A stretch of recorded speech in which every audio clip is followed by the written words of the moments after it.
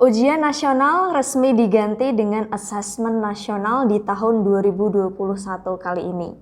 Lalu bagaimana mekanisme dari asesmen nasional itu sendiri? Nah, mungkin saya termasuk orang yang terlambat memberikan respon tentang asesmen nasional ini ya teman-teman, tapi saya punya prinsip bahwa lebih baik terlambat daripada tidak sama sekali. Oke, saya yakin sudah banyak orang tua yang tahu atau bahkan memahami lebih baik tentang asesmen nasional itu sendiri melebihi saya. Nah, asesmen nasional itu sendiri adalah program penilaian terhadap mutu setiap sekolah, madrasah, dan program kesetaraan pada jenjang dasar dan juga menengah. Mutu satuan pendidikan dinilai berdasarkan hasil belajar murid yang mendasar pada literasi, numerasi, dan karakter, serta kualitas proses belajar mengajar dan iklim satuan pendidikan yang mendukung pembelajaran. Nah, ada 3 instrumen utama yang digunakan dalam asesmen nasional ini. Yang pertama adalah asesmen kompetensi minimum, yang kedua adalah survei karakter, dan yang ketiga adalah survei lingkungan belajar. Jadi UN selama ini kan digeber oleh siswa dari tingkat akhir sekolah ya. Biasanya itu adalah anak-anak dari kelas 6, kelas 9, dan juga kelas 12. Nah, berbeda dengan asesmen nasional. Asesmen nasional kali ini respondennya itu adalah anak-anak dari jenjang kelas 5 SD, kelas 8, dan juga kelas 11. Kenapa seperti itu? Karena Bapak Menteri Pendidikan dan Kebudayaan kita, Bapak Nadiem Makarim, memilih responden yang berada di jenjang tengah seperti itu supaya nanti ketika setelah dilakukan evaluasi itu mereka masih bisa merasakan perbaikan yang dilakukan oleh sekolah. Kan kalau kelas 5 kemudian naik ke kelas 6, itu kan nanti setelah ikut evaluasi di kelas 5 ada perubahan, ada perbaikan. Kemudian di kelas 6 dia bisa merasakan perbaikan itu tadi. Asesmen nasional itu sekarang fokusnya itu adalah mengevaluasi input, proses, dan juga output. Dan ini saya senang sekali ketika mendengar berita tentang 3 hal ini, karena memang berkali-kali dalam pelatihan homeschooling itu saya selalu share kepada teman-teman peserta bahwa dalam pendidikan itu ada 3 aspek yang penting, yaitu input, proses, dan juga output. Inputnya itu salah satu contohnya adalah kurikulum. Kemudian proses-proses belajar keseharian seperti itu. Kemudian yang ketiga output adalah nilai atau hasil belajar anak-anak. Nah, yang seringkali kita dapati pada praktiknya akhir-akhir ini ya, 10 tahun terakhir ini di ujian nasional itu, pemerintah fokus pada 2 hal, yaitu input dan juga outputnya saja. Jadi setiap kali outputnya sudah keluar, anak-anak kita itu kan bisa dilihat nilainya ya. Kalau nilainya anak-anak kita itu banyak yang jeblok, kemudian moralnya banyak yang tidak bagus, tidak sesuai dengan harapan kita, itu yang diutak-atik selalu adalah inputnya, yaitu salah satu contohnya adalah kurikulumnya itu sendiri. Jadi kurikulum kita itu sudah berganti sampai dengan 11 kali, tapi pendidikan kita masih gini-gini aja. Karena kita hanya fokus pada input dan juga output, padahal ada satu aspek yang sangat penting dan itu seringkali dilupakan untuk proses evaluasinya, yaitu proses belajar sehari-hari. Bagaimana guru menyampaikan pembelajaran kepada murid? Apakah guru memiliki skill yang oke, skill yang mumpuni dalam menyampaikan materi? Apakah guru betul-betul menguasai materi yang disampaikan kepada muridnya? Apakah murid itu enjoy dengan gurunya? Apakah murid menikmati keseharian belajar dengan gurunya? Apakah murid itu cocok dengan lingkungan sekolahnya, dengan dengan atmosfer sekolah dan juga lingkungan belajarnya sehari-hari? Itu jarang sekali dievaluasi.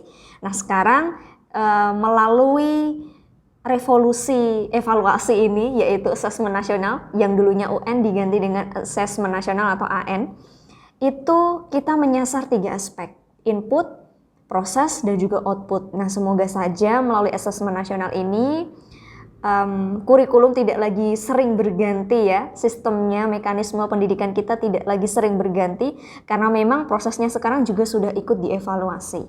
Nah, seperti yang saya jelaskan tadi, ada 3 instrumen utama dalam AN. Yang pertama adalah asesmen kompetensi minimum, dan yang diujikan dalam AKM ini ada 2, yaitu literasi dan numerasi. Kalau Bapak Ibu di sini mendengar yang namanya kata literasi, secara umum kita akan membayangkan literasi itu sangat berkaitan erat dengan yang namanya membaca dan juga menulis. Tapi tentu saja yang diujikan itu dalam aspek literasi itu bukan hanya sekedar membaca dan menulis. Kalau membaca dan menulis itu gampang ya, semua orang tuh pasti bisa. Tapi lebih dari itu teman-teman. Kemampuan literasi ditekankan oleh Bapak Menteri kita, yaitu kemampuan membaca dan menganalisis situasi yang ada di sekitar kita. Kemudian dari pembacaan itu tadi kita bisa mendapatkan hasil yang akurat yang nantinya bisa kita gunakan untuk mengambil keputusan yang tepat. Jadi aspek ujian literasi ini tadi adalah mengembangkan kemampuan menganalisis dan juga mengembangkan kemampuan membaca anak-anak kita, yaitu membaca situasi supaya nanti bisa lebih baik dalam membuat keputusan. Nah, sedangkan numerasi yang ada di bayangan kita ya, numerasi itu pasti hal-hal yang berkaitan dengan hitung-hitungan, matematika dasar, seperti itu ya. Tapi lebih dari itu juga, numerasi itu bukan hanya soal hitung-hitungan, tapi juga kemampuan kita dalam membaca tabel, grafik. Kemudian dari pembacaan itu tadi kita mampu menganalisis, dan dari analisis itu tadi kita punya sebuah interpretasi yang bisa kita gunakan sebagai acuan dalam membuat keputusan yang lebih baik. Jadi literasi dan numerasi itu adalah kemampuan dasar yang wajib dimiliki oleh anak-anak kita supaya nanti mereka tidak sembarangan dalam membuat keputusan, tidak sembarangan dalam menerima informasi, mengolah informasi, tapi kemampuan berpikir kritisnya itu jadi lebih baik. Dan tentu saja kalau kemampuan berpikirnya lebih baik, mereka juga akan lebih oke dalam membuat keputusan. Nah, selanjutnya instrumen kedua selain asesmen kompetensi minimum tadi, ada juga yang namanya survei karakter. Survei karakter itu adalah evaluasi yang dirancang untuk mengukur capaian peserta didik berdasarkan hasil belajar sosial emosional yang mengacu pada profil pelajar Pancasila, di mana anak-anak kita itu diharapkan mereka memiliki kompetensi global berperilaku sesuai nilai-nilai Pancasila, yaitu beriman, bertakwa, berakhlak mulia, berkebinekaan global, bergotong royong, beribet saya ngomongnya, bernalar kritis, mandiri, dan juga kreatif. Nah, sekarang pertanyaan saya sebenarnya adalah survei karakter ini nanti apakah diujikan secara tertulis atau base komputer seperti itu?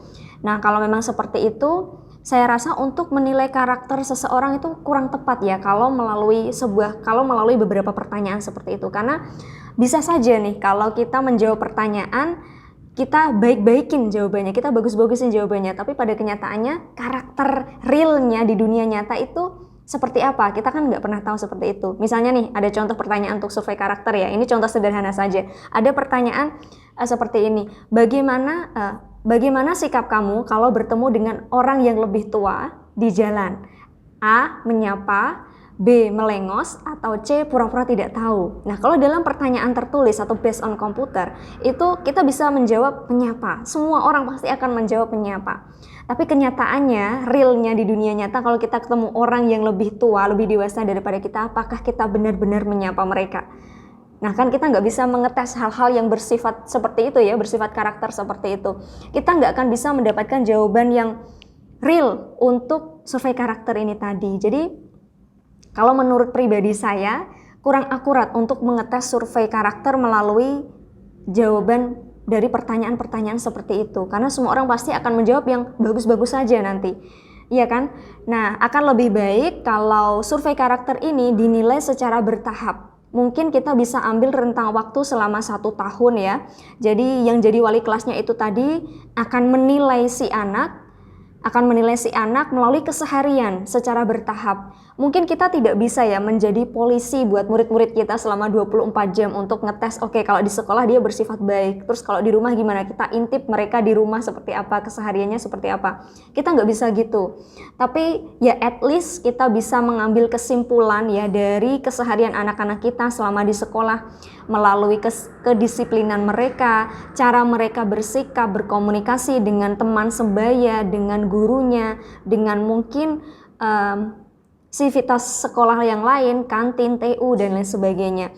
Jadi survei karakter itu bagi saya akan lebih efektif ketika kita bisa menilai keseharian anak-anak kita, dan itu tes itu dilakukan secara bertahap. Ya mungkin akan ribet ya pasti teman-teman di sini akan mengatakan ya pasti ribet lah Miss gitu. Ya memang ribet, tapi ketika kita ingin mendapatkan hasil yang baik, tentu usaha yang kita lakukan untuk mendapatkan hasil yang baik itu tadi juga harus ekstra teman-teman. Kalau kita ingin anak kita memiliki karakter yang baik, otomatis kita juga harus sering melakukan evaluasi ekstra untuk mereka. Ya, tapi itu hanya pendapat saya saja ya. Kalau teman-teman mungkin di sana punya pendapat lain, ya boleh juga nanti di-share di kolom komentar. Kemudian instrumen ketiga dalam asesmen nasional itu adalah survei lingkungan belajar. Survei lingkungan belajar ini digunakan untuk mengevaluasi dan memetakan aspek-aspek pendukung kualitas pembelajaran di lingkungan sekolah. Dan ini penting karena proses pembelajaran yang baik itu tentu harus didukung dengan perangkat-perangkat yang optimal, baik itu perangkat yang material maupun imaterial. Nah, yang jadi pertanyaan saya juga seperti ini. Nah, itu 3 instrumen utama dalam asesmen nasional. Ada satu lagi nih pertanyaan dari saya untuk teman-teman semuanya. Selama 10 tahun terakhir ini, kita akan menggunakan instrumen ujian nasional untuk mengevaluasi pencapaian peserta didik. Nah, kali ini diganti dengan yang namanya asesmen nasional, dan itu tujuannya bukan untuk menilai capaian per individu, tapi untuk menilai pencapaian setiap sekolah. Jadi, bukan untuk menilai individu ini sudah sampai mana kemampuannya, tapi untuk menilai sekolah ini perlu kekurangannya ada di mana saja. Nah, kalau sudah dilihat kekurangannya ada di mana saja, kita perlu melakukan perbaikan-perbaikan untuk meningkatkan mutu dari sekolah itu tadi. Sehingga kalau mutu sekolahnya semakin baik, maka output dari murid-muridnya yang tergabung di sekolah tersebut juga akan semakin baik. Nah, sayangnya mindset anak-anak kita itu selama 10 tahun terakhir itu sudah terbentuk yang namanya sekolah sama dengan ujian nasional. Belajar sama dengan untuk mendapatkan nilai yang baik. Nah, sulit loh untuk mengubah mindset yang sudah terbentuk selama 10 tahun itu tadi. Bahwa 10 tahun anak-anak kita itu sekolah tujuannya ya pengen segera lulus. Sekolah itu adalah belajar untuk bisa dapat nilai bagus, lulus ujian nasional. Nah, sekarang ujian nasional dihilangkan, diganti dengan asesmen nasional yang mana tujuannya bukan untuk menilai per individu, tapi untuk menilai dari mutu setiap sekolah. Nah, jangan-jangan nanti dengan tidak adanya ujian nasional ini, anak-anak kita jadi malas belajar. Karena udah nggak ada ujian nasional lagi. Buat apa saya, istilahnya orang Jawa tuh perkentangan belajar untuk dapat nilai bagus, sedangkan udah nggak ada ujian nasional lagi. Nah, ini dia yang menjadi tantangan kita saat ini. Jadi bukan sekedar mengganti saja menjadi asesmen nasional, ya sebenarnya penggantian itu sangat baik dan saya sangat setuju, apalagi tadi ya proses yang dievaluasi itu ada 3, input, proses, dan juga output. Tapi kita juga perlu melihat anak-anak kita yang selama ini sudah terbiasa dengan mindset sekolah sama dengan ujian nasional, sekolah sama dengan belajar untuk lulus ujian nasional. Begitu. Nah, ini adalah tantangan kita di sini untuk membantu anak-anak kita mengubah mindsetnya supaya nanti dia bisa mengetahui makna sejati dari proses pembelajaran itu apa, yaitu untuk meningkatkan, untuk mengembangkan hard skill dan juga soft skill kita. Sekolah atau pendidikan itu bertujuan untuk menemukan kekuatan utama dalam diri setiap individu supaya nanti kekuatan utama itu diasah menjadi semakin tajam, dan setelah kita lulus sekolah kita bisa gunakan kekuatan itu untuk menghadapi dunia, begitu kan. Jadi untuk menghadapi dunia itu kan kita butuh menghadapi masyarakat, menghadapi kehidupan sehari-hari, kita butuh yang namanya senjata, kita butuh kekuatan utama kita. Nah, itu perlu ditemukan dan perlu diasah selama kita menjalani pendidikan di sekolah. Nah, itulah esensi dari pendidikan kita, yaitu mengeluarkan kekuatan utama yang ada dalam diri anak-anak kita. Ini yang menjadi tantangan bagi kita setelah diterapkannya aturan baru, sistem evaluasi baru, yaitu asesmen nasional itu tadi. Nah, saya berharap teman-teman di sini, orang tua di sini bisa menjadikan ini momen yang bagus supaya nanti anak-anak kita kan jadi punya kesempatan lebih banyak lagi untuk me time, untuk mengenal dirinya, untuk menemukan potensi terbaik dalam dirinya. Jadi bukan hanya sekedar setiap hari itu menghafalkan teori saja. Jadi sekarang anak-anak Anda sudah punya lebih banyak waktu untuk mengenal dirinya, untuk menggali potensi dirinya. Jadi saya ucapkan selamat ya untuk Anda semuanya, karena sekarang kita sudah terbebas dari hanya sekedar menghafalkan teori. Dan semoga ini menjadi kesempatan yang baik bagi Anda semuanya untuk bisa membangun mindset yang tepat tentang proses pendidikan, tentang belajar itu sendiri.